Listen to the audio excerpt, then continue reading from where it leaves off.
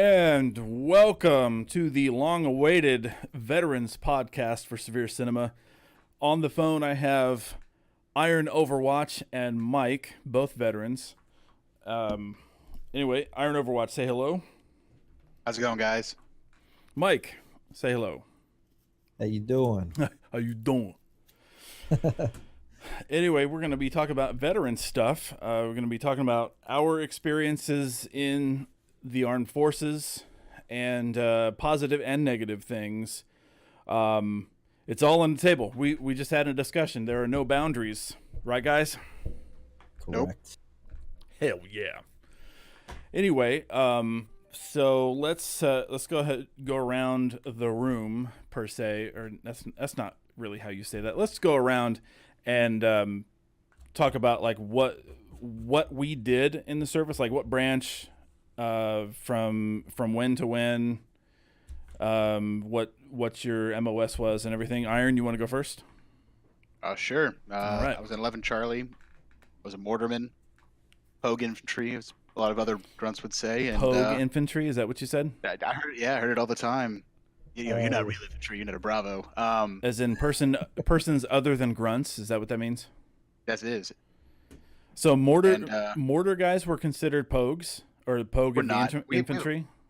They don't like us because we don't have to do all the dumb shit they had to do. I see. We're like the smart infantry, Aha, the thinking man's infantry. the thinking man. There you go. So we got in 2012, and got hurt and forcibly medically retired as of 2015. Okay, right on. Mike, tell us about your All right. service. So I was in the Army. I was a 91 Delta, which was a generator mechanic, but I was in the Cav, 1-8 Cav, Fort Hood. Yeah. Hey, me too. Uh, 2-8 Cav. yeah, I pretty much did everything. I worked on. I was a generator mechanic, but I worked on everything they had in the motor pool. I got in the service January 10th, 2010. That was my sign date. I was shipped off to basic the 20th, or 10 days later. And then I got hurt during a deployment and couldn't deploy to Afghanistan like I wanted to, so I medically retired. 2014? Yeah, August of 2014. But I had all my leave dates up, so it's actually a little bit longer than that. I think it was January 2015 was when I got out. My papers say. Man, I was saying. I said man because I was feeling old. Yeah. Well, that's about it. Man, you guys. I ran. Sorry, go ahead. I was gonna say I ran with the infantry. I know exactly what he's talking about when they say it. All the infantry guys they give each other shit for pretty much not being Breathing. infantry. Just Yeah. breathing, you get shit from other people. Breathing. Yeah, if you weren't, an 11 Bravo, they gave the 11 Charlies shit. It was always kind of fun to watch them talk shit back. Of course, I was a 100% Pogue, so I wish. I just sat back and watched. Well, okay then. That's So I've got on that note, when we get to it, I've got something that I wanted to ask you about, Mike. But I've got my notes up on the screen here, so I'm not going to forget. Gotcha. All right. So is that all you wanted to say about your service for now? Yeah. Okay. That's Okay. So I was in the chair force. 8 years. So 1999 to 2007. It's a big oof. Yeah. So pre 9/11. So I remember what it was like before. And so in the Air Force, so I was in security forces. Now that's the same thing as your Army MPs. Now for Got my a buddy who's a security forces. in the for real in the Air Force, I do. does he like Got it? another one who's a PJ. I haven't talked to him in a few years, but last I heard he loved it. Oh, and you have another friend that's a PJ. You said? I do. Oh my God, dude. We'll need to Crazy son. Yeah, crazy bastards. talk about that a little bit later. So I was in for 8 years. My first 4 years, I was just a straight up security forces guy. I did base security, mostly flight line security and like entry, like gate guard stuff. And then I never did patrolman stuff. That was for like E5s and up mainly. So my second 4 years, I took a specialty, which is called combat arms instructor. And so in security forces, you can take an A shred or a B shred and become a specialist in one of those things. The other one was a dog handler. So you could be, if you wanted to specialize, you had to go either dog handler or combat arms instructor. So I was a big gun guy, so I went ahead and did combat arms because I didn't really like being a regular cop, and ended up loving that. That was the best job ever. And so what a combat arms instructor does is they run the firing range on the base, and they can run armories pretty much anywhere. And so we did all of the weapons training for the base populace, cops, TAC-P, PJs if they were there, and the rest of the base populace, like the maintainers and the civil engineering guys too. So it was a great job. I wish I could do it on the civilian side, but it's not really much market for that kind of a thing. But yeah, I got out in I know the 2000. feeling. All right. Yeah. Infantry. I mean, unless you go to Blackwater or something like that, there's really not much. The way I always describe my job to people was it's a human population control specialist. Probably the best way to advertise your job without really saying what you do. But then you just get them interested, and then you have to ask a Then you bunch have to of answer a questions. million more questions. Absolutely. Well, I mean, the Army also gave really cool names to like I was a generator mechanic, and they gave me power generation specialist. So you're like, yeah, I was a power generation specialist. They're like, oh, whoa, wow, that was what's that? Generator mechanic. Oh. But you did all that, and you flew airplanes in the Air Force? Yeah, and helicopters. Oh, and helicopters. Yep. Jeez. I mean, here Yep. I am. Now I'm starting to really feel like the Pogue. It's like, all right, he's in the Air Force and he's doing shit.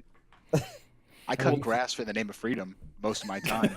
I picked up cigarette butt in the name of cut freedom in like grass? my downtime. I did. I A lot of picked- grass. I picked it one by Scissors one. was the worst. Say again? I say scissors were definitely the worst punishment. Battalion Ah. field with scissors. Yeah, we just motor pool. All the grass has to be picked out of the rocks. All right, one blade, two That blade. motor pool. Ugh. That kind of sounds like our FOD checks. I don't remember what FOD stands for, but it's like debris on the flight line. And so we'd get in these big lines of shoulder to shoulder, and then we'd walk the entire flight line, look for like rocks or pieces of trash or whatever. I'm sure you don't want a plane falling over on you. It sounds No. awful. God no. Especially if you're flying it. Yeah, Exactly. you know, when I was flying, I was really glad they did those FOD walks. What a cool experience that has to have been. Mm-hmm. Like, No, I'm really jealous of that. Like flying all those different vehicles must have been the coolest shit you've ever done. Yep. Everything from the C5 up to F-15 and F-22 Raptor. Flew it all. Ooh. I got like a little freedom chubby going. Like, oh shit. Oh shit. Ooh. So we made that joke because we were talking one day, and so like whenever I'd go into a store or something, or like let's say I was in uniform and there were people that I knew around, we'll say, and people that didn't really know me that well. They oh, you're in the Air Force. Do they let you fly? Was always the question. Am I wearing a flight suit? First of all. First of all. Second of all, you see these stripes on my arm. Only officers fly. But I guess I can't really expect everybody to know that. But anyway, that's where the joke comes from. So, oh, you were in the Air Force. You must fly planes. Yep. That's the only job. That's the only thing Air Force is fly airplanes. That's all y'all do. It's so different because, nowadays, like, I never think that way. I don't think most people, I'd say my age frame, really think that way. I think it's because we kind of know better now. Where it's like, I think the Navy actually does more flying than the Air Force does. Probably. And today's military, Well, the Navy, all they do is drive boats that's all they do. We're not. and subs. And single swim one's around. crazy. They drive And boats and swim. swim around. I wish I could take a year-long cruise. You know what I mean? Yeah. That must be nice. Yeah, they have McDonald's right there on the. Exactly. That's what I'm saying. Like, It's. it sounds real hard. I mean, think about it. All they have to do is clean up that one little ship. Yeah, that one tiny ship that feels like a floating fortress. And they get to go on, like you said, a cruise with all their buddies. They're all their friends. Come on. I will say, it's- I did always sneak over to Air Force DFAC on West Fort Hood. Every chance I got, dude. You gotta sneak out of my side of Fort Hood, go over there. Air Force had best food, hands down. That's what everybody always says. Like Mike, Oh you my even God. said that too. Like everybody always says the Air Force dining facilities were the best. And I guess I never well- knew any different. The only time I really ate DFAC was deployed. What's Or- DFAC? Chow Hall. Chow Okay, Hall. okay. So like, because I was married when I got in, I didn't get to eat on Fort Hood with everybody else. I had to pay for my food, and but when I was deployed or we were out on like on a doing a training exercise, and there was an Air Force deployed, definitely, yeah. The Army one was, you had Ugh. sandwiches, you had fried chicken, and then yeah, that's about it. Fried chicken, like chicken fingers. What do you want to eat? I guess I'll have some finger food. But Balad had an Air Force one, and they had like 8 different lines for like, oh, you want Chinese food? We'll make you stir fry right now. I'm like, oh, Oh, you didn't shit. have to. You didn't have to. Like, no, sir. You're at the Air Force one. You want a That's how Coke? it felt. You want a Coke? Well, I mean, yeah, sure. And they're like, oh, and I'm like, the whole time I was in Iraq, we had the Iraqi cans of Coke, which is really no different than a normal one. But you go to the Air Force one, they have American ones that says Coca-Cola, and I'm like, oh wow, okay, this is different. Oh, you want milk? We have real milk, not that powdered milk that you're used to. So yeah, it was, in those respects, I would have to say they're better. What's on the base, I wouldn't know. Yeah, I got the same lettuce sent out to me for an entire week. That's all. There wasn't nothing else on it. It was just no salad dressing, just lettuce leaves, and it was the same one returned to us for a week. By the week's end, it was so brown. I'm like, I'm not eating this shit anymore. I'm done. That's because you were infantry. Infantry It doesn't rocks. you get nothing.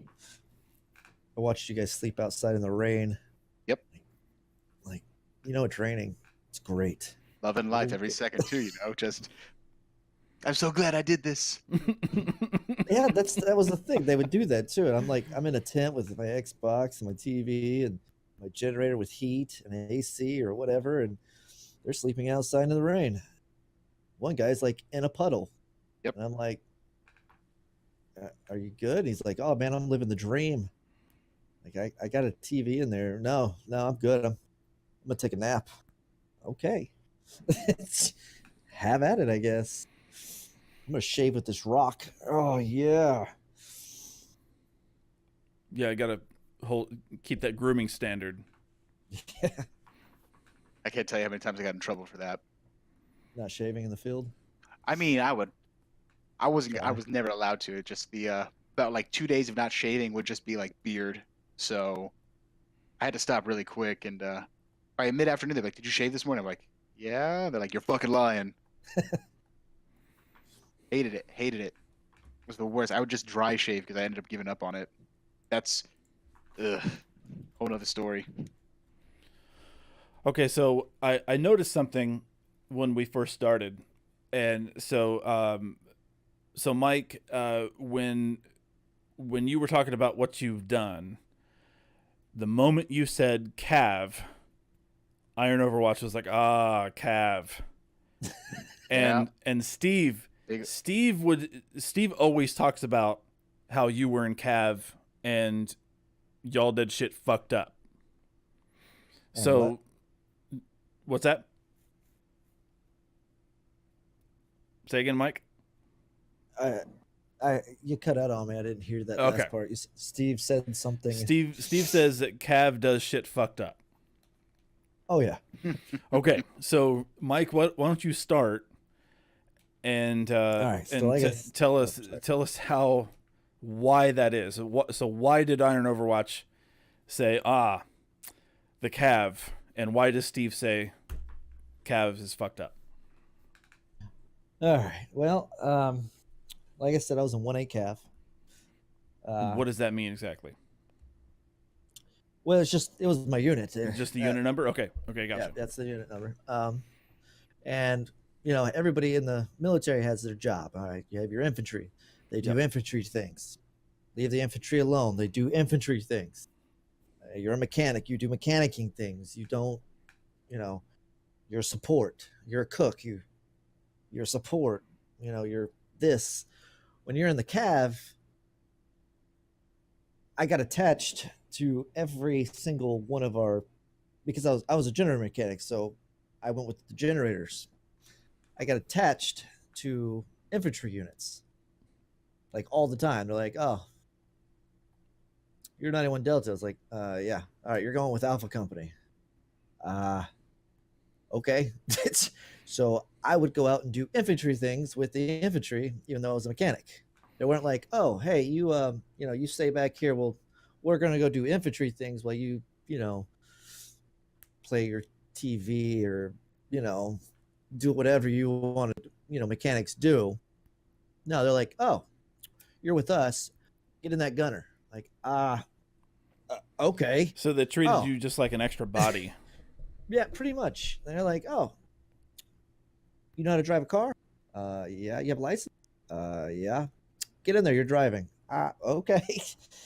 Is I always did what the infantry did. I went with the infantry just about everywhere. My unit was Foxtrot, which was a forward support unit. And they just kept sending me out with infantry. Infantry goes to the field. There goes Michael. I went out there with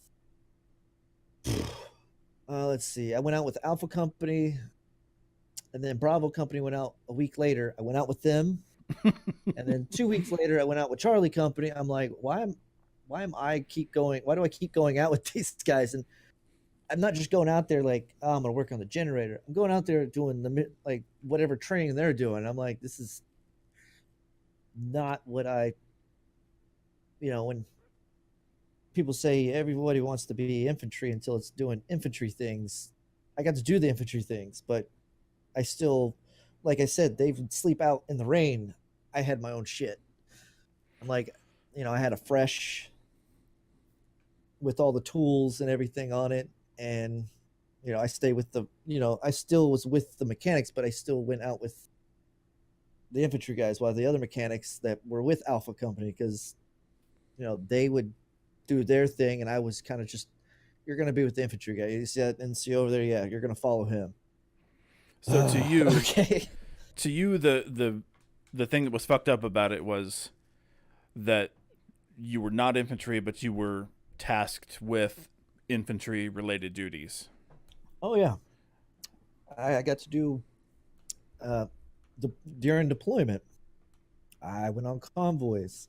I did, marches through um, towns. I went, you know, talked with the people, I guess you could say, by standing there and looking really stupid because I didn't have it. Like my job was mechanic. That's what I was mainly trained to do. Don't get me wrong, everybody goes through basic, but infantry guys go through, they have a whole lot more training to do infantry things. And then here I am fucking everything up. So Looking really the reasons that you just gave us are those the same reasons that Steve says that your cav unit or all cav units are fucked up because they all do that? Yeah, well, not all of them, but yeah, a lot of cav units, and I think they're actually all the cav units probably are doing it now. But yeah, that's cav units are. That's why he says they're dumb, is because the infantry guys, like there was an infantry unit that, like, a whole battalion of infantry or whatever, and they were stuck doing gate guard and perimeter guard, and you're like, why aren't these guys, they're not going out, they sat on the fob more than I did. So cab did a lot of dumb things that they didn't have to do. And we had a bunch of cool weapons, but no ammunition for them. Oh, Yeah, it was great. They tried handing me a sniper rifle. They're like, "Oh, you shot a 40 out of 40. You want to carry this?" I'm like, "Sweet. Where's the rounds to it?" "Oh, we don't have any." "Fuck no, I don't want to carry that." Why would I want to carry a paperweight? What am I going to do? Throw it at them? Like, oh, but it looks, you could look. I'm like, I don't want to look anything. First person they're going to go after is the guy with 7 freaking weapons on his back. But yeah, so oh, go ahead. Sorry. Yeah, like there's also a grenade launcher attachment that goes on the M4. So we're talking about like a 203. Yeah. Okay. And I had no grenades. I had no rounds for it. I didn't even get a carrier grenade. Might as well not have that bastard on there then. Yeah, they're like, "Oh, you're gonna put this on?" No, I'm not. I don't. You're not gonna give me the stuff for it? No. So Iron Overwatch, what are your thoughts on why Cav is fucked up? I don't need to go like that much in detail. I would say more. The big green weenie is what the army would be known as. Army's always trying to fuck you. What you don't know is, like, there's an even bigger big yellow weenie that's going to come fuck you in the ass and give you the DP pleasure you've been looking for, because they do shit just so backwards it doesn't make any fucking sense. I mean, you have army rules and then you have cav rules which contradict every rule the army set. And it's like, what? And then when you try to explain, like, why am I doing it this way? That's not the right way. You'll be like, well, cav says do it that way. Like, what? But I was in 2.8 cav. I mean, good God. Good God. I mean, everything's all dicked up. Cav. And I mean, it's kind of like that with a lot of different units and heavy units especially. And as an infantryman, you never want to end up in a heavy unit. It's just kind of like, you don't really belong. You become you're the oddity there.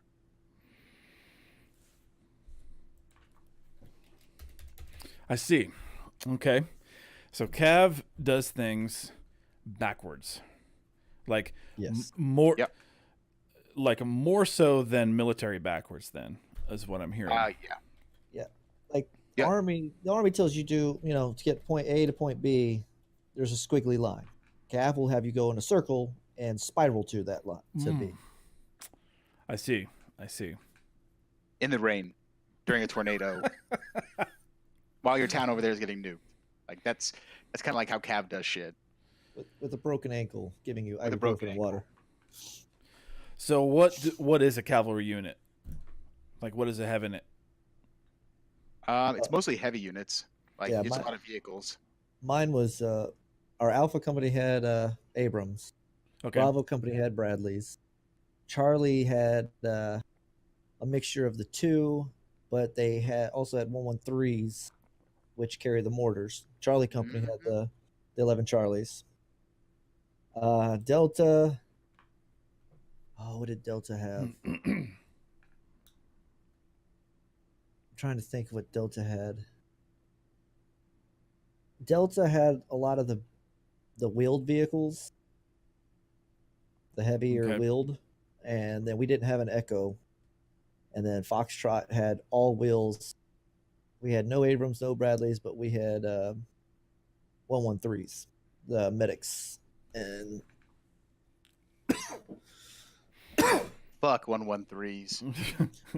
Like, I can't stress that enough. Anyone who's ever been in one, it's the worst fucking vehicle the Army owns, by far. easy to work on though. It looks like it's slow as hell.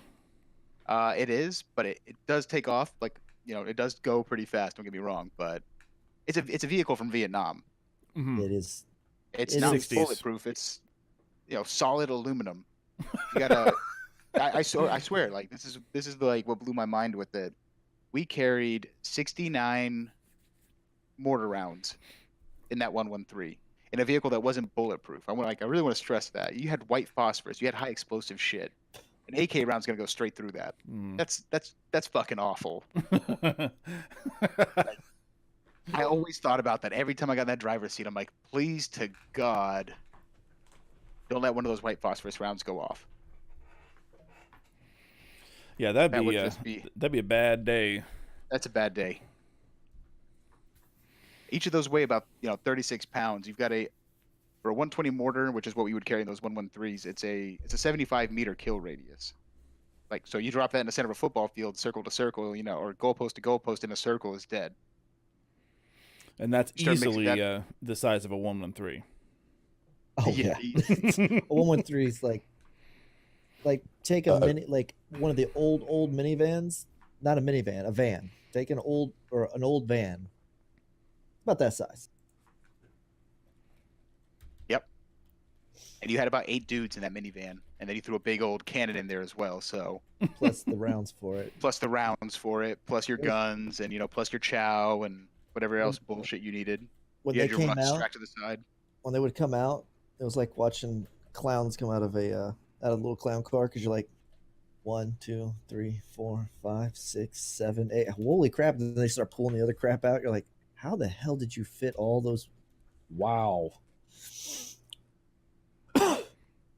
So yeah, that is very true. There was no space in those at all for anybody. No room for activities in there. No room for activities like doing karate in the garage. Absolutely no karate in the garage. I mean, if somebody farted, you tasted it. Yep. That's what Steve I'll tell you- would talk about that. Like Steve was in Bradley's, and he would always say that his tank commander would fart, and he would be like in the turret or whatever, and so his ass would be like above everybody, and he Yep. would fart, and it Those would be also- awful. Those also don't have a whole lot of room for Activities. it and doesn't. activities. It's still bigger than a 113 though. I don't know. They had a lot more shit in there that, like, I guess what's different is they didn't have a giant cannon in the center, like, because you only have so much room in that 113, but then you throw that 120 mortar that folds down in the center of that 113 on top of that. What yeah, a nightmare. You were nut to butt. Oh man, it's been so long since I've heard that. Yeah, that's great.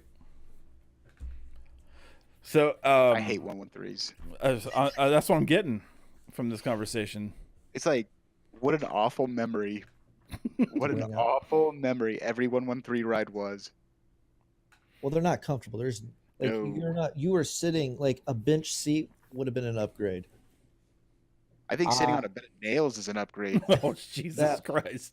It gave you this old broken plastic seat kind of.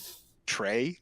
Yeah, it wasn't. It didn't even conform to your butt. Like, it wasn't even the shape of your butt. It was like weird, and you sat on it. And there's no suspension in a 113. So they hit a bump. It hurts. Everybody, yeah. It hurts. The TC and the driver, I would have to say the Driver they gets had it to the be the worst. I would say they were the most comfortable, Ugh, but I would have to say that they're sitting right next to the engine. it's so hot. It is hot. It's I drove that bitch for I drove it for a full year. I drove it, and I mean, hot is an understatement. yeah. And It would. not having shock, ooh, you hit that bump just right. Your face hits that front plate of the turret, and just you'd either choke yourself out by hitting the driver hatch, or give yourself a concussion because you banged your Kevlar against the fucking track. It was awful. And then they give you this little hole that's quite literally just big enough for you to fit in. That you're supposed to stick your head out, and that's how you drive. Yeah, I could not fit my body through it with an IOTV on. Yep. And then if they're like, oh, you got to close the hatch, they give you think of a credit card. That's how wide this thing was, and it was about I don't know, a bookmark length. And that's what you're supposed to look through to drive. That's what you're supposed to look through when the hatch is down. Oh, Jesus Christ! And you can't holes, potholes, ruts, whatever. Oh, you're not seeing any of that. And if you're riding, you're lucky if you rode in front, because you at least had you could see something. If you're behind them, you ain't seeing shit. You're just following a dust trail. If the dust trail has disappeared, you have either gone too slow or you have left the company. Because you're just they gave you, there was nothing. Those were, I would have to also agree, they are probably the worst thing to probably be in. But I would say that I worked on those a lot, so it became second nature to work on. So I became a mechanic. So we had a hated vehicle in security forces, and it was called the Peacekeeper. Now I wasn't exposed to these outside of AIT, but I heard that like in the early 90s and the 80s they had them. That was the primary security forces vehicles. Otherwise we had police cars and fucking Broncos and shit as our vehicles, and then of course the occasional Humvee when we go to the field. But other than that, it's a weird looking vehicle. Can't really. Oh, did you look it up? I just looked it up because I had no idea what you were talking about. That looks awful. Yeah, they were terrible. You can't see when you're driving them. It's kind of like the slit you were talking about. So were there? It would have AC though. Was never in one that had AC. So were there any good vehicles? So Mike, you go first. What were there any good? So we talked a lot of shit on the 113. Was there anything that was good? Well, when you say good, maybe an up armored Humvee. No, I hated those. Okay. I hated working on them because everything was heavy. Okay. And Humvees, everyone's like, oh, you got to give me a Humvee. And I'm like, ugh, you have no idea. But in Iraq, we had an MRAP. All our MRAPs had bomb diggity fucking AC. So that was good. Again, I wouldn't say that, I rode in the Strikers or the Paladins. No, it was a Striker, I think. I rode in that once in one convoy. They were interesting. They were kind of like the upgraded wheeled version of a 113, and they could fit 13 people inside. Okay. You were stacked in there, like if you put your fingers and you just smush them together. It's kind of what they did. And then they put like two people up top, Okay. But I think AC would be the only thing. Like I said, the MRAPs were actually they had seats. Um, yeah, that's about the only thing I could say. Okay. We had a deuce and a half, and everybody really liked that one because it didn't move. Some people like the LMTVs. I rode on those a lot. Yeah, that's about it. I mean, Okay. everything was Army and sucked. I just threw Iron. you a few pictures actually of some 113s with some mortars in them into the Discord message. Oh, was that don't know if what you- that beeping was? That's what it was. I sent you two of them, so you can kind of have an understanding for like how little room we actually had to live. Like you got to imagine about 5 dudes in here in full kit living in that amount of space. I don't know if that's something you can bring up for the podcast or whatnot, but really not a lot of room. Like really, really uncomfortable. Really, overall, just miserable living experience. Where do I go in Discord? They're in your direct messages. Oh, okay. So, but it shows you like the size of like the 120, and when that thing is down, you lose even more room in there. It's just not a lot of free space. That was my 2 weeks at a time. That's where you would be living. Good lord. So, Iron, do you have That's- any positive vehicle feedback for us? Tanks. Tanks. Tanks. Abrams. Tanks were really good. They were really good mobile heaters. Okay.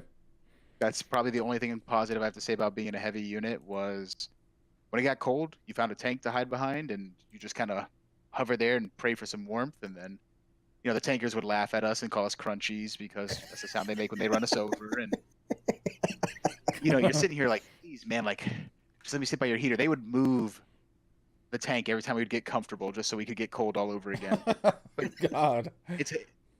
But no, I mean, vehicles weren't really my thing. Definitely not for me. Okay. So, so Iron has a friend who is a PJ. So let me just explain what that is real quick. So PJ, it's not sure why it's I guess the J is for like jump, but it's pararescue. And so these guys are fucking ridiculous. So first of all, they can integrate into special forces anytime, anywhere, easily as it can be. They're in incredible shape. So when I was training at Lackland Air Force Base, I saw these guys running around, and their instructors would just drop them, make them do 50 push-ups just right then and there. They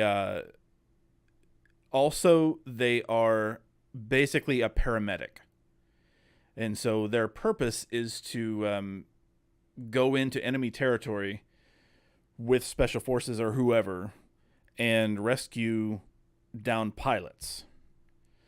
Now, I mean, they can double as a medic in whatever situation as well, but that's their primary thing, is to go in and rescue downed pilots. So so Iron, your friend, did he tell you about his training experience at all? He did. So during his training, they were actually in charge of like breaking each other's bones and learning to reset them. They were drowning you and then reviving you in training. Like, that's too much for me. Yeah. I'm not trying to have somebody hold me underwater until I drown just to hope to God you can bring me back. Like, that is mind-blowing insanity. Okay, the drowning me part doesn't bother me. Breaking my bone, they break their bone. They're like, hey, let me break Breaking your each other's arm. bones. Yep. They would break arms, fingers, legs, and reset them. I mean, then you throw in throw that all into a SEER environment, a search, evade, rescue, whatever. They Bullshit. willingly broke. Yep. No, see that? We're gonna break your bones. I'm out. Yeah, ring He the said bell. It was the most intense thing he's ever gone through. breaking my I mean, bone. it blows my mind. Like I said, that takes a special kind of someone to do a job like that. I couldn't even imagine. Like, yeah, just give me here's my arm, break it, and let's reset it. Then I'm gonna go out and do this field exercise like that. Like, fuck. You know, like I said, the drowning part, yeah, I'll drown you. Yeah, if you got to drown me too, cool. Breaking the bones, that's a no go. That's like no. Now I've got to wait 8 to 9 weeks before I no. Mm-mm. Well, and not to mention it's academically challenging. So like these guys are basically paramedics. I mean, they're more advanced than a fireman is as far as medical treatment goes. And so you got to have a brain on you to get through that part of it. So not only do they have to be in like a Division 1 athlete ability physically, they have to have that that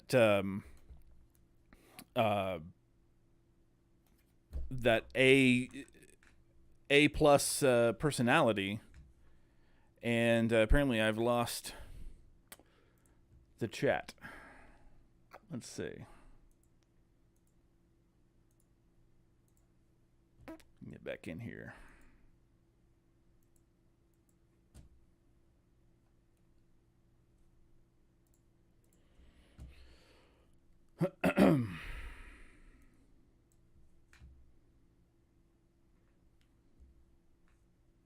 Stand by, gentlemen. I think it had to do with that the pictures he sent me. I went to look at them and they brought me out of it, I think.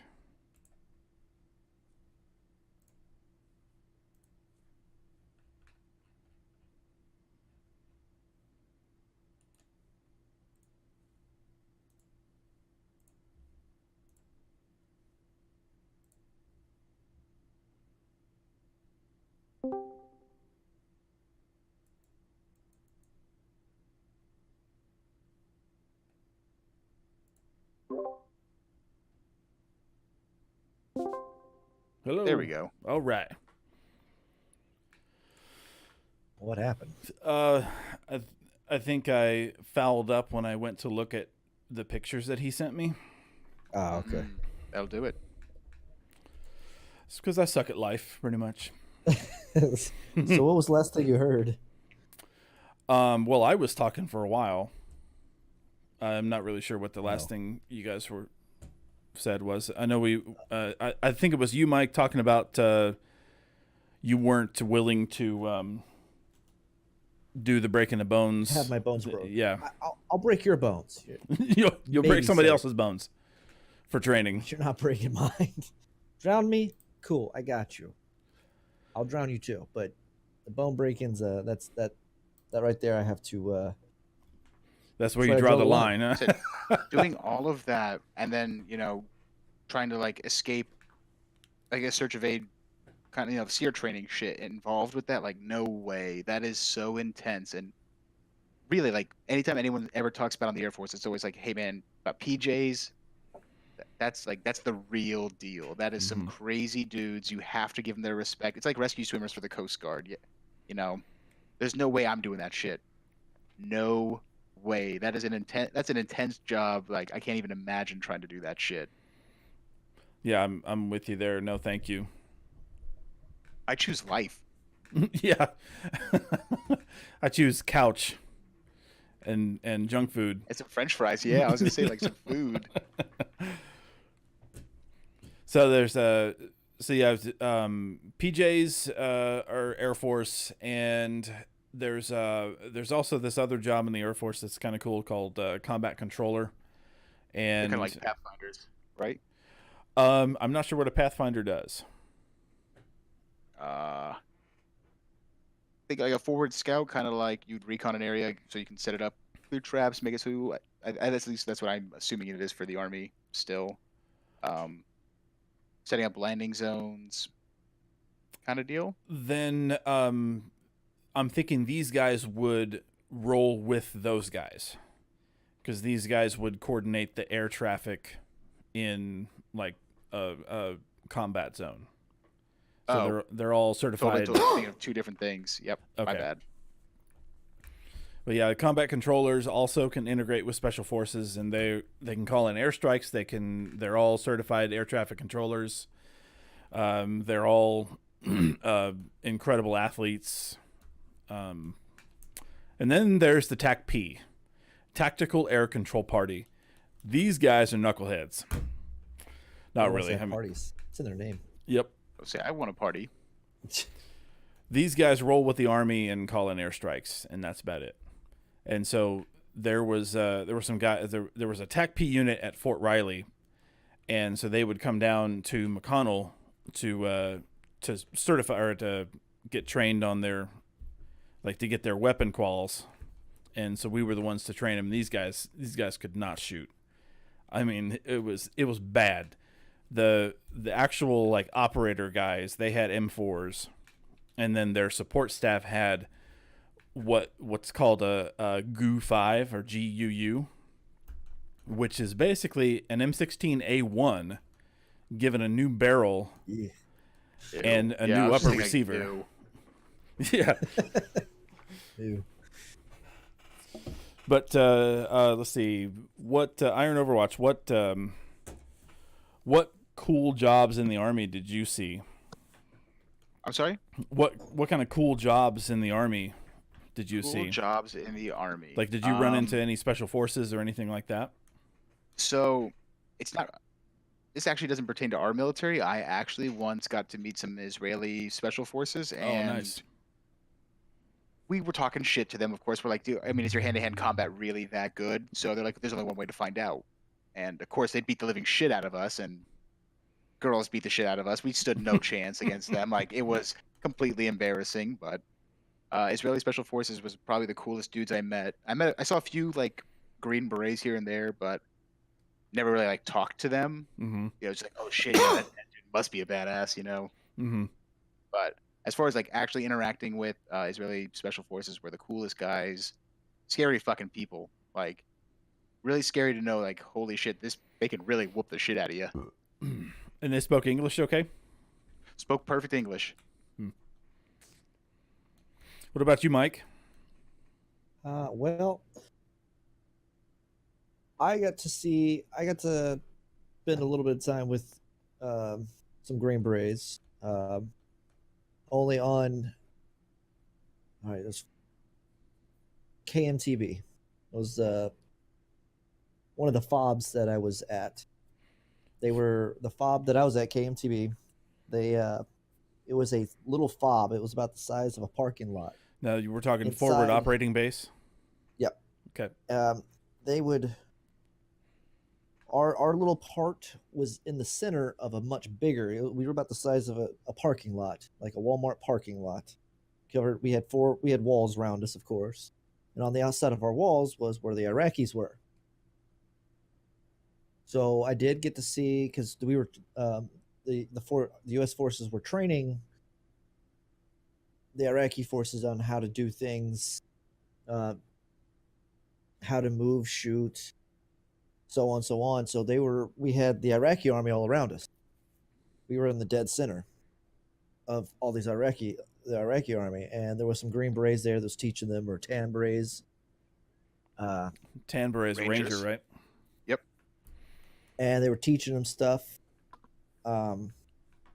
They would come in. I was a generator mechanic. They had their own generators. I was not allowed to touch their generators, but I did show them some things on what they could do to fix, how to check their batteries, how to properly prime the system, and so on and so on.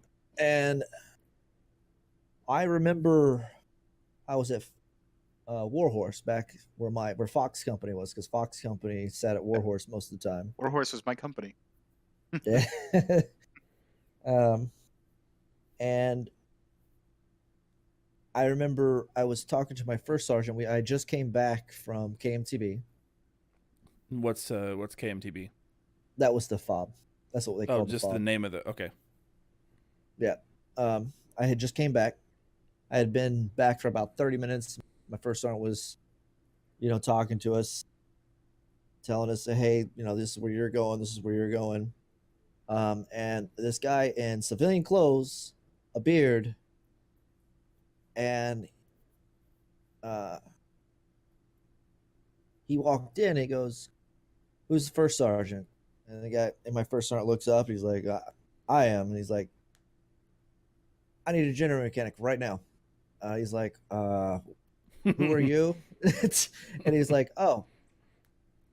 He's like, "You don't need to worry who I am.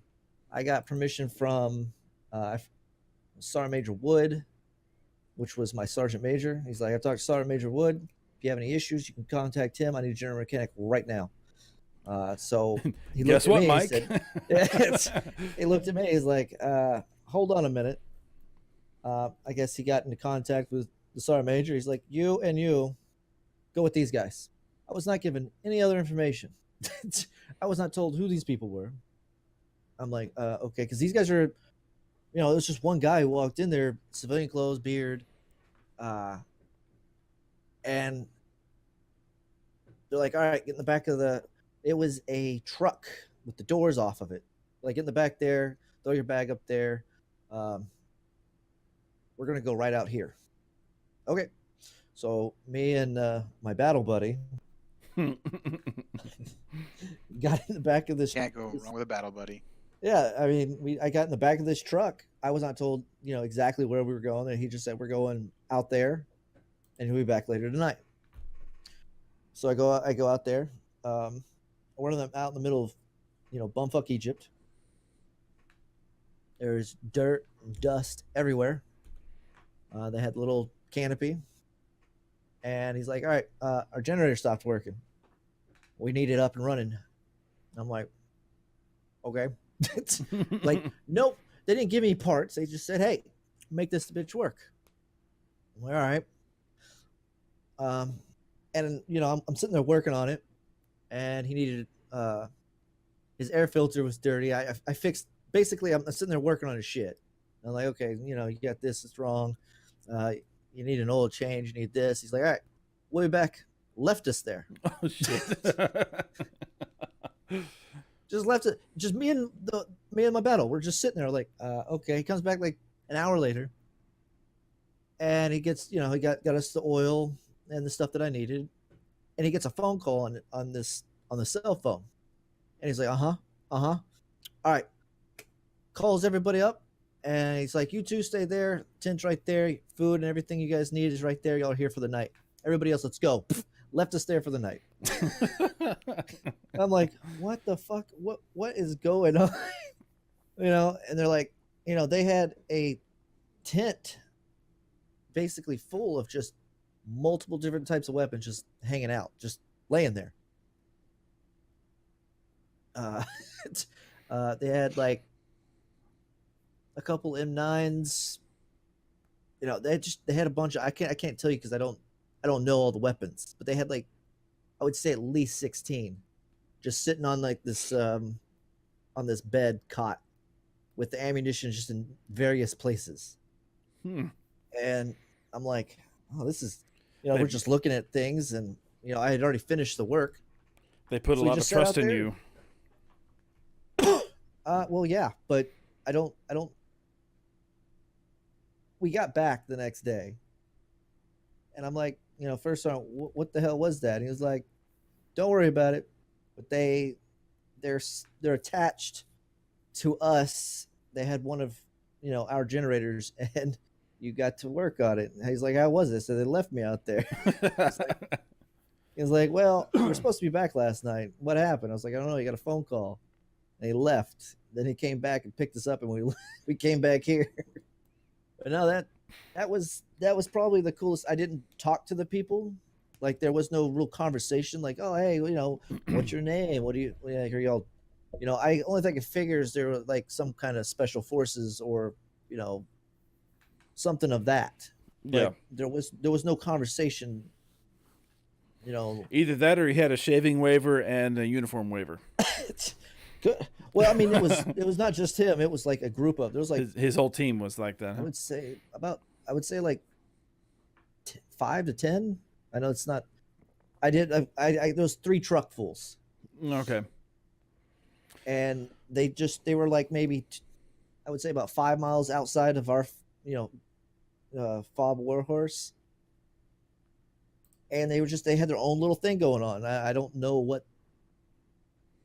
I didn't figure out who they were or anything. It's just you go do this and shut your mouth. So yeah, well, okay. that was the only. That was it. Yeah, I saw some. The only other one I got to see was I got to hang out in AIT. I got to hang out with some Red Berets. which are medics, right? Airborne. Yep, I got to hang out with some airborne. Not because they were doing airborne things, but they were reclassed. But that's about it. Well, the next thing I wanted to talk about was basic training. So I went through in January of 2000. So I enlisted in 99 and then went in 2000. Now at my last job, I was in like a little cubicle farm, and some of the guys I sat next to were in the Air Force, and they were real young guys, and they had gotten out a couple of years ago. And the way they talked about basic training was like it was fun. That was not my experience at all. So, Iron Overwatch, can you confirm or deny the existence of fun in modern day Army basic training? I'd say it really depends on an outlook thing, really. But depends on what you really want to call fun. I mean, shooting a 50 cal for the very first time, shooting a 240, shooting a 203, an AT4, nothing can top that first experience. Like popping your big gun cherry is just something magical about it. So yeah, that's fun. There's some shitty parts to it, yeah, but I mean, is it dumb shit? Yes, but I mean, overall, I still look at basic training in a very positive light. Even years later now, it's like it was a good time. Did it suck? Fuck yeah, it sucked. But it was the best, worst time I ever had. Okay. What about you, Mike? What was your basic experience like? I would have to agree with Overwatch. Mine wasn't, basic training to me was not hard. It, like he said, it sucked. Don't get me wrong. You had to hurry up and wait all the damn time. The first day was, they get you there at 2:00 in the morning, and you stand on this stupid line, and they're like yelling at you for, everything dumb, and you're like, okay, I get this. This is supposed to be the scary part, but it was, no sleep. We finally got a quote unquote room to put our stuff in for like a day during the transit period. But I would say the basic training was, keep your mouth shut, did what you're supposed to do. It wasn't hard. I mean, sure, you did push-ups because, Don't be a snitch. you did push-ups because of some, there's a lot of mass punishment. Like some kid farted when he wasn't supposed to, so everyone's doing a push-up. Or Yep. We had one guy steal a smoke grenade that had already been burnt out. He picked it up off the ground. Yep. And they were like, "Oh, you can't have that." And they, we're gonna go through everybody's room and we're gonna find it unless you come and tell us. And that person threw it behind our laundry area. I heard a whole lot of horror stories about, I was in a fairly new, so I had a bathroom that had curtains, and the toilet area, place where you took a crap, had a door, and whereas everybody else was taking showers together, and you're taking a shower across the room from some truth. You're taking a shower across from some dude taking a dump. Oh God. Yep. That open was doors, open showers. Yeah, ours we had everything, and then on top of that, not to sound like a pervert, but Uh-oh. Here it it's- comes. Here it comes, Yeah. ladies and gentlemen. we also all had, the dick. That's all We you had- see. we had female people in, because I was in Oh, that's infantry. right. I That's was right. in I don't infantry. think people do that. I'm like, wait a minute. What do you mean you had females? I'm like, what? Yeah, we weren't infantry, so we had female people, and they had like the bottom floor was the females on ours, but the way they had the buildings stacked I think I was in Charlie Company, Bravo Company was a little lower, and they didn't have curtains, and from the window where I was, when the women got in there and took a shower, you could see right in there, and you're like, oh shit. I mean, if you're not So- peeking, are you really a man? I mean, don't get me wrong, everybody looked, but it was Did they it was know? short-lived. Did they know No, that they they could be couldn't seen? they- Oh, shit. No, nobody knew, and nobody was going to say anything either. We just I don't said, get me don't be wrong, a snitch. don't be wrong. He did say that. For about 3 days, it was like the talk of what was going on, but then after that, it was like, it's whatever. Because don't get me wrong, not a single one of those girls were allowed to shave, and you couldn't really see much. You just saw them taking a shower. From I like, thought the lunch ladies were fucking hot because all I had seen was dick for like the last 4 months. I was over it. I'm like, please, like, I'll look at anything besides another man. Like, and they were like, it was like 100 yards away. They looked like, if you were to like sit there and try and picture the naked lady on a quarter from about arm's length away, you couldn't see anything. Oh, okay. Okay. So I mean, So it like wasn't when you like first were- said it, I'm thinking it's like, I'm picturing like right next door. yeah. Oh yeah, that's what I was it thinking It was too. like, the size comparable is like looking at a quarter at arm's length away. That's how big they were. So Okay. I mean, it wasn't like you could, you were gonna see in full on boobs, and it was also a window, so it wasn't like, So it was like a you know. flesh-colored oval. yeah, pretty much. Yeah. That would have done it for me. I would've been Well, good. yeah. And they weren't. Me would've too, been okay. probably. The girls weren't being nasty. They weren't, putting their stuff on this window. They Put them weren't, on the you know. glass. Yeah, we were like, the main thing we were wanting to see is like, is there lesbians over there? Yeah. Are they gonna hold hands? I mean, we'd see some of them brushing each other's hair and washing each other's backs, and it was like, oh, that's interesting. But that right there would have done it I for me would too. have liked. I would have liked basics so much more had there been females. I mean, on the other everything else, all the things you did was, if it wasn't for the hurry up and wait,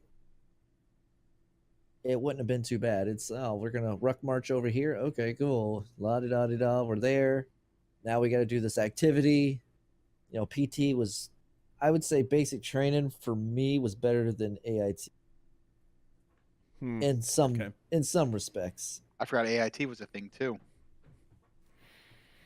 You guys go to a separate school afterwards, right? Oh, that's right. Yes. Infantry is all one big. It's all one. Yeah, big it's thing. called Yeah. OSAT, one station unit training. Like I That's never right. left Fort Benning. I had the same drill instructors. Like it never got more relaxed. It was nothing but in my face shit the entire time. Yeah. Like, See, I was a pogue, so I I didn't that have would have that. been nice. That would have been nice.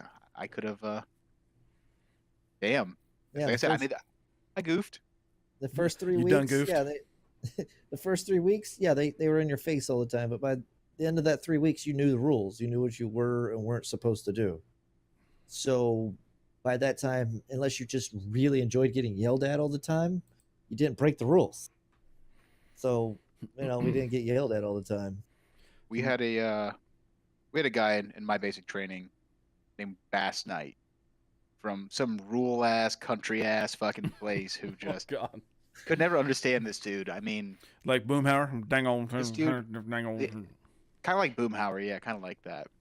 So he wore flip flops on fire guard one night for Ooh. whatever reason. I don't know why he decided this was a good idea. That led to the most intense physical exercise I've ever experienced in my life. I Oh mean, my God. You got he got smoked. caught. Of course, it started at 10 o'clock at night and it ended at 4 in the morning. Oh, sweet Jesus. We Yeah. did every exercise you could think of with every animal name you could think of. I mean, I have never felt so exhausted, so worn out in my life. That was that dude couldn't remember. He was probably the worst soldier I think we ever had in there. He was almost not able to graduate because he couldn't remember shit. Like it was real bad. I forgot about that part. Iron, we Fire- got looks like we got somebody else in the chat room. Oh no, that's in a different one. Oh, okay. No, you're good. Okay. Yeah, I was gonna say they shouldn't be. This is a locked channel, so I have to actually move you in here. yeah. I forgot about, they did enjoy fucking with us, but again,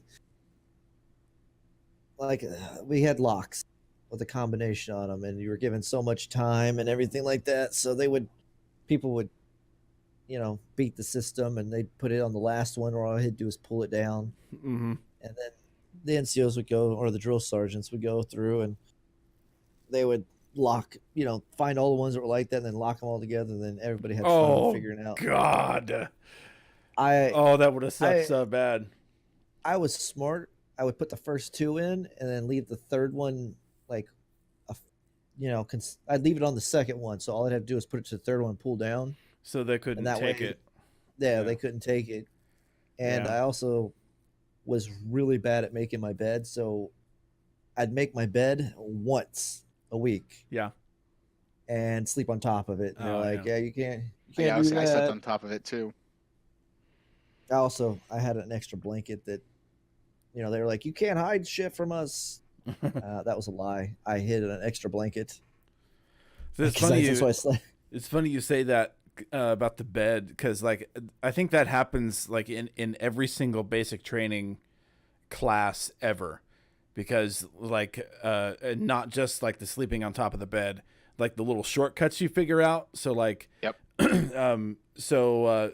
like folding shirts, like the folding of the brown fucking t-shirt. You guys might not have had brown, but we had brown. That's what I had. Okay. So we had several brown t-shirts we had, and they had to be folded a certain way, and it was real tedious. Like, Yep. Like, Rolling so them, right? no, it was like it had to be folded into like a square, and then like all of the bottom part of it had to be all flush, and you had to do it seriously with tweezers. You had to like pull the little pieces together, or pull them out so that they were all aligned in the same, like, so you could put a card next to it and they'd all touch it.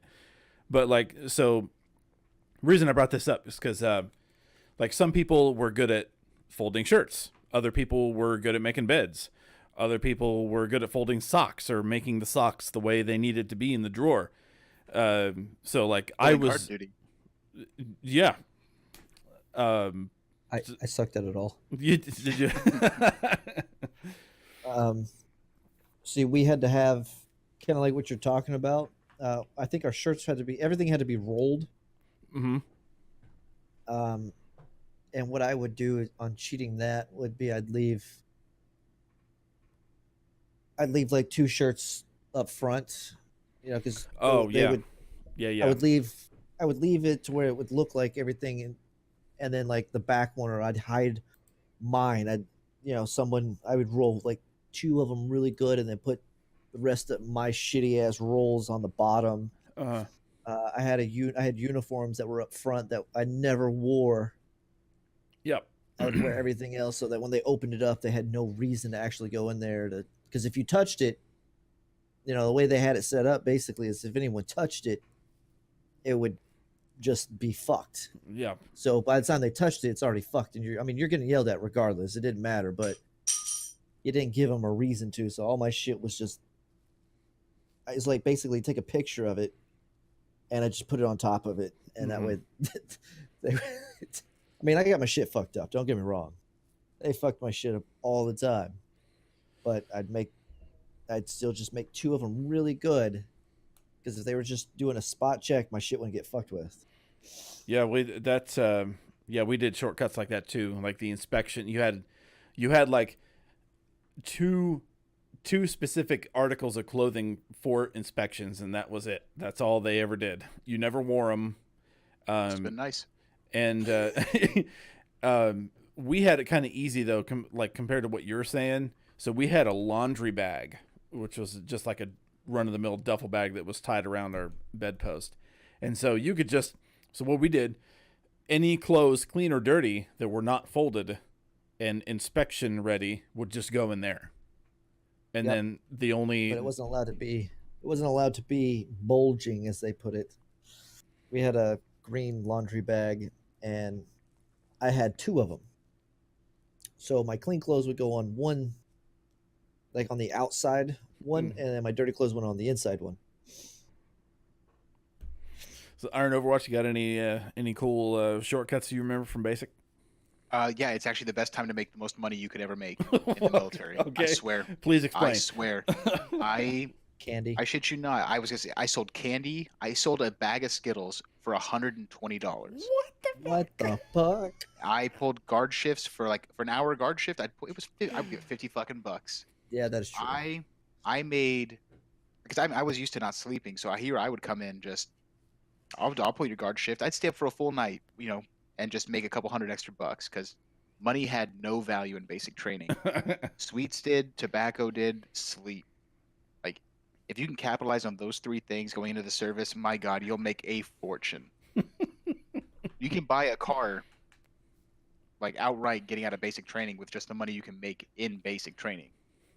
Very If true. you my play God. cards right. So, I don't know, if you know how to hustle, you'll see what I mean. So we were allowed to have the MREs that we had candy, and we were allowed to have them. We were allowed to have the desserts. If it was in the MRE, we could have it. So candy, sweets, stuff like that, because that held no bearing. Guard shift, I made in 1 week $30 because I did it for $10 an hour, and not everybody They wanted got to you pay. cheap. They got Well, not you everybody wanted to cheap. pay, so you'd have people cutting you. You're like, I'll do it for 10. Oh shit! I started need out- money up front. I wouldn't. Well, I mean, like, I started out. I was like, I'll do an extra guard shift for like $20. And He's someone saying was like, that I'll do it. somebody for else 15. somebody else would do it for nothing or almost nothing. Yeah. Yep. And then I paid people to do my um, guard duty. I always did my guard duty. I had no issue doing it because it's like he said, about an hour. But every other week, I'd make about $30. God, I made so much money. I still can't believe the $100 bag of Skittles. I Yeah, was the purple bag of Skittles, like Oh, yeah. the good kind. Like I in my wouldn't- opinion, I wouldn't have paid you $1 for. there was I had a friend who was in another platoon. They weren't even allowed to write letters. Apparently, I guess they lost that as a privilege. So Man, they must have fucked up hard. charge they must have. But I would write letters for their platoon as well, out to their fucking people. So you just get there's a way around it. You can make a lot of money in basic. It was a good time for me. I had a really good time. I How just was your couldn't wait to. experience? Say again? How was your experience, Turk? 'Cause it sounds like yours was different than ours. It was. Like, what was your experience? What was bad and good with yours? Well, I met a lot of cool people in basic. I don't talk to them anymore, unfortunately. But like I talked to them probably a few months after AIT and after basic and AIT and going to base. But other than that, there really was no positives in my basic. I was the shirt guy, so I could fold the shirts, and so I folded everybody's shirts, and everybody passed inspection on their shirts. There you go. And I didn't want to do we called it dorm guard, which is the same thing as your like fire watch or guard duty. Mhm. And I didn't want to do it because it was sometimes a nerve-wracking event. So like you had to control entry into the dorm. And so so we didn't have drill sergeants, we had TIs or training instructors. And so the TIs would come to the door and they pound on the door, and then you had to like engage them and say, sir, may I help you? Or whatever the script was, and you had to follow the script, and they would fuck with you. They would just like, yeah, open the fucking door, blah blah blah blah. And so you had to like really be on it and concentrating, like, nope, I got to follow this script. And they had to show you their ID through the window and everything. And I didn't ever want to deal with that, so I just said, hey, I'll pay you $20 to do my dorm guard for the night. And dude was like, cool. I was only scheduled to do it like twice, but other than that, no, mine was only like 6 weeks. And Iron, you were saying that your basic and AIT was all the same thing. My experience was similar to that because it was all done at the same base, and my AIT was infantry like. Security forces is the infantry of the Air Force. So it was still like boot camp esque, I hear you. kind of experience, and it was like 12 weeks, I think. Mine went from September till February. Would you believe? Okay. And ours was weird because we had it shouldn't have been that long. We had a period where we had block leave come up, so and take leave after basic training. I actually took it in the middle of basic training, like closer towards the end. Right on. So I was there for a long time, or so it felt. See, the Pogues AIT after basic, soon as basic ends, you get your cell phone, you get all your stuff back. You go to wherever it is you're going, and then I got to keep my cell phone and all my electronics and all Damn. my stuff. I And wish. we were allowed to smoke, we were allowed to chew, I watch wish. TV, played video games. AIT was easy, as in, they were much more relaxed.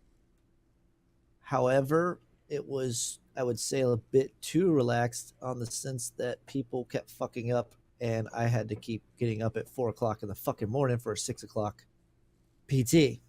And I don't know if you've ever stood there every day for 10 weeks for 2 extra hours when you didn't have to. It sucked. That was really the worst part was, the hurry up and wait. It was just PT starts at 6:00. Everybody needs to be downstairs by 4:00. That means I had to get up at 3. And then, they would do mail calls, and that lasted from 5 until 6:30. And you're just standing there, not doing a damn thing. Standing up for an hour and a half just in one spot.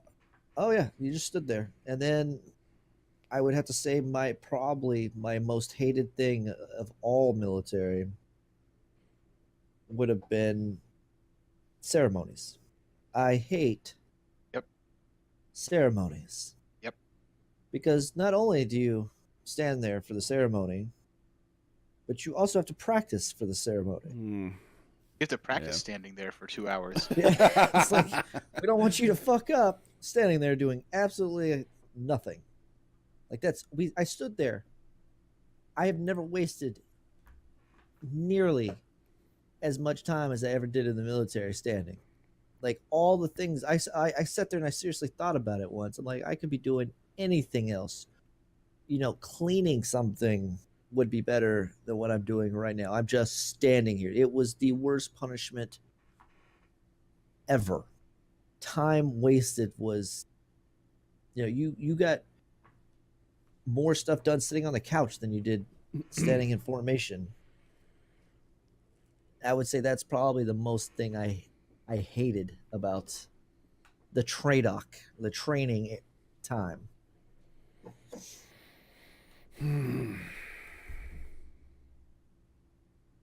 Well then. So that was your most hated thing. Iron, what do you think your most hated thing about the Army was? Are we talking like Army basic training or like Army and most hated thing in the Army period? Let's go with most hated thing in the Army period. Most hated thing in the Army period. All right. If I'm trusted to handle whatever machines, all this equipment, all this other fucking training, I can handle other basic shit. Micromanaging so fucking much. I mean, people were up in your shit for everything, like telling you how to breathe, when to breathe, like. Well, we're infantry, Yeah. so Your chest You is know, expanding too much when you breathe. Like I said, my biggest issue for me, though, and it strikes as a very firm memory, was moving our vehicles from one end of the motor pool to the other, and then taking all of those mortars that weigh a fuck ton, taking them out and then walking them to the other side of the motor pool just so we could get stronger. Like, that's dumb. That's how you hurt people. It's not good management. Like, there's no fucking reason for it. Stop that shit. That's dumb. Oh my goodness. Don't do dumb shit. Like, that was the acronym my commander always preached at every fucking safety brief. But nobody seems to be able to follow that in the military. It's just, you give people an inch, they take a mile, and it's dumb. It's really dumb when somebody's just micromanaging every aspect of you, and bad leadership everywhere. Yeah, that tends to happen when you take all these different personalities from all over the country and you just shove them into a workplace and say, deal with it, work together. Should at least let people fight each other still, you know. Yes. Don't make that a crime. Like, settle it the old-fashioned way, right, settle Mike? it the old way. Like, take them out back Yes. and go fight. That's how you should do shit. I had a In a supervisor. military, might makes right. I definitely had a supervisor that I needed to do that with. I think everybody did. Yep. I had two NCOs that happened with, I had two NCOs that Would that needed to felt that- happen? yeah, they felt that their stripes, their chevrons, was a shield, and I'm like, I remember I told one of them, because I mean they just kept on and on and on. I was like, you do realize that rank is not a shield. You're still gonna feel my fist across your teeth. Across. Was that a threat? Like, no, man, that's a straight promise. The screwdriver will go right. Oh man, you went straight up movie on him. I almost stabbed him with a screwdriver. I came Oh, really shit. close. Like, he did not. It wasn't like one day. It was every day, to include weekends. Because I lived on base, and they lived right off of base, and Yep. they would just, they'd call me, hey, the company needs this, the company needs that, and I'm like, look, this is the weekend, this is my time. Oh, well, I'm an NCO, and I'm like, they just kept on. It was like 5 or 6 weeks of this, and it was just constant, and I almost stabbed him with the screwdriver. I was like, I will put the screwdriver right through your fucking heart. Did you ever live in the barracks cinema? In the barracks, no. Okay. So I guess neither of you. Did you, Mike, by the end of your career, did you live in the barracks ever? No. Okay, so I guess it's the only barracks person here. Getting off in the military, like, get off, off the clock, whatever, go home. Next thing you know, you're fucking. This is another good example of some dumb shit happening. Platoon sergeant would knock on the door. I had just gotten in the shower. My work clothes were on the floor of the bathroom because I was taking a fucking shower. Just because they wanted to, they would come in and be like, hey, we're going to GI party this whole fucking place. Which, for those who don't know, is you pull everything out of the room, then you white glove it, and if you find a single speck of dust, you re-fucking clean it again. Oh my And god. they would do this every other day. And and I think that's a big thing that causes a lot of younger soldiers to get married. Oh, so they I can don't move want up to deal with base, that yeah. dumb shit. It was a contributing factor for me. I definitely wouldn't have gotten married as early on if I hadn't had such a shitty barracks experience. Why did you marry her? Barracks. Yep. Oh, enough said. I was like, she was like my high school sweetheart, but I was like, I want to get the fuck out of these barracks. So like, what's Sounded good at the time. the NCOs that come and do this bullshit? What's the motivation for them to do it? Uh, I'd say Go there's on. really I would say I think that's generally it's not a bad thing. You should check on your soldiers. You should make sure they're not filthy fucking animals because some people are. Yeah. However, it's not basic fucking training. Stop punishing the whole fucking platoon for one soldier's fuck up. We can't. There's always like he's your battle. You square him away, but a private to a private's not going to make another private do anything. I mean, a specialist to a private, yes. So anywhere up there and above, yeah. But if you got two fucking brand new privates, they're gonna listen to each other. They're gonna fucking fight about it, and nothing's gonna get done. So Yeah. I definitely think yes, it's right to check on your soldiers, make sure they're fucking cleaning their shit, but don't punish a whole platoon because you have one dirty fucking soldier. Because there's always that kid who's never cleaned up after himself. His mom is always taking care of him. Mm-hmm. There's always that one. So In, that shit's dumb. in my experience with those two NCOs, one was also a generator mechanic, and he thought he was hot shit. And then I showed him he didn't know shit about his job, and that ruined it for me. It's he came in and he's like, "Oh, I'm a generator mechanic. I'm gonna show you things." I'm like, "Okay, cool. Teach me." And then he was wrong, and I made a point to show him that he was wrong. And that he- went over so well. It did. I didn't realize that.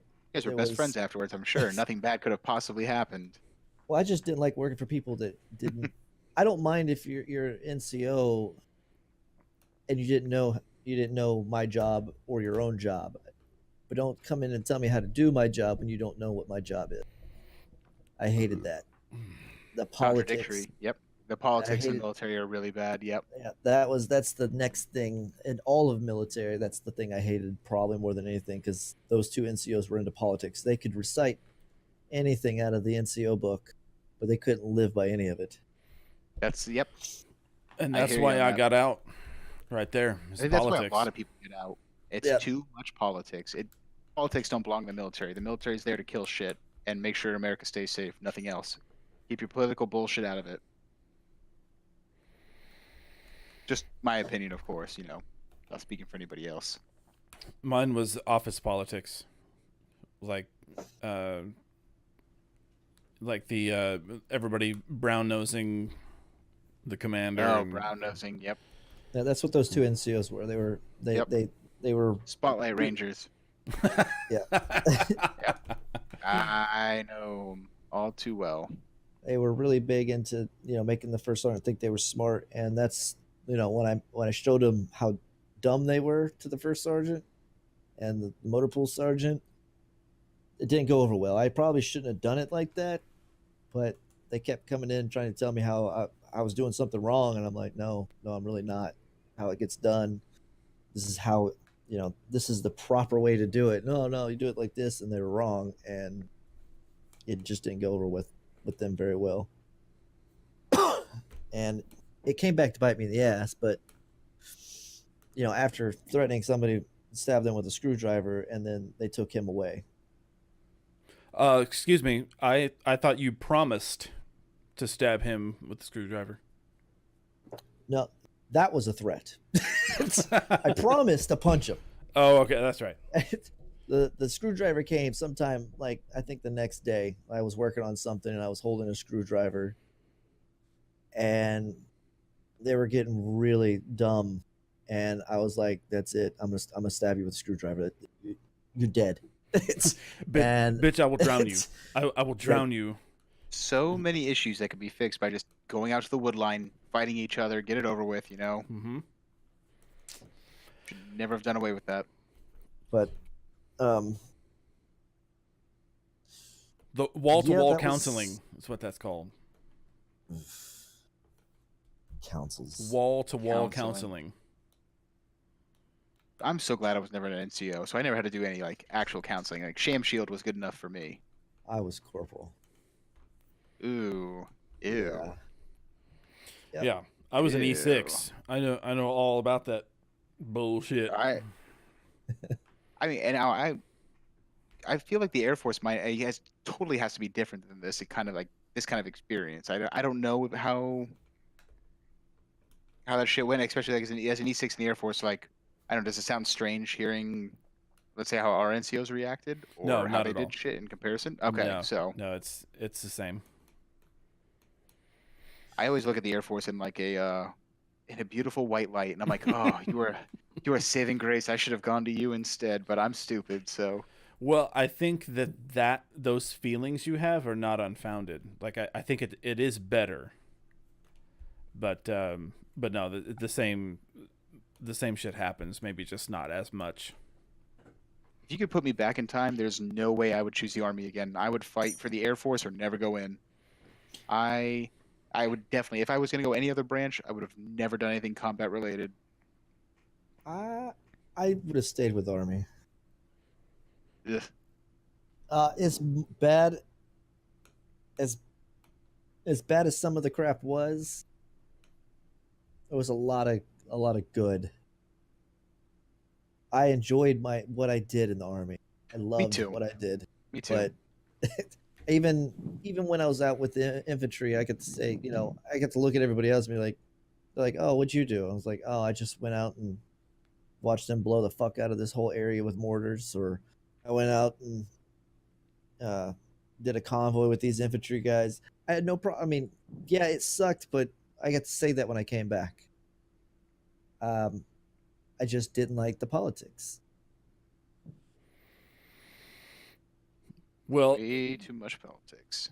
gentlemen, that's an hour and a half. Shall we end on some positive things that came out? I Sure. know we kind of already started that, but I'll go Sure. first. So I used to be really, really, really shy and introverted, and like when I came out of well, and see now you can't get me to shut the fuck up. And so like being an instructor and teaching classes and things like that really opened my mind up to being a people person, and that's pretty much who I am now, and I don't regret any of it. I would definitely do it again, 100%. Mike, Hell yeah. positives. Well, like I said, I really enjoyed what I did. Yeah, you liked your job. I loved my job. I loved what I did. It's as much as I said it sucked to go out with the infantry guys. I got to watch cool things. Like I said, I got to watch the Bradley's fire, the Abrams fire. I got to watch the mortars. I really enjoyed all that stuff. I got to meet a lot of cool people. It's definitely helped me. I used to be more outgoing. I'm the exact opposite. Now I got out. I'm more kind of to myself, but that's also worked in my favor because I was, in lack of better terms, I was a goofy person. So To your detriment, is that what you're saying? yeah, I was really, really goofy. You were a knucklehead. Yeah, and Huh. the army kind of helped out. Taught me to kind of center myself. All right. And then I get to say that I was a veteran. I got to deploy. That was one of the biggest things. I know. Iron Overwatch positives. Oh man, positive. So positive for me, I think. Well, you also Even liked though your job. yeah, I would say I loved my job. I think being a mortarman was the greatest job that I will ever hold in my life. What an amazing, what a fun job. I was so against it when I actually first arrived to it, and they're like, "I'm like, what the fuck is a mortar?" Because when you sign up for infantry, you're either going to become a Bravo or Charlie, and you never really know. Hmm. I didn't even know mortars was an infantry thing, and then it turned out into a job I really loved. And I think even though with the whole military experience, like getting hurt and getting retired from it, it made me a better person all the way around, and I think I'm a happier person at the end of the day. I learned a lot about life through the military, and I'm really glad I did it. Right on. Agreed. For me as well. You know, small victories here and there. Well, so that has been the Severe Cinema Veterans Podcast. We might have to do this again. That went really well. Don't you guys think? I think so. Mike, what, did you think it went well? I did. I thought it went very well. Very cool. All right. Well, we're gonna wrap this up then. Thank you for joining us, chat. If you're in chat, thank you for watching. And if you're joining us on YouTube, thank you for watching. And we'll see you next time.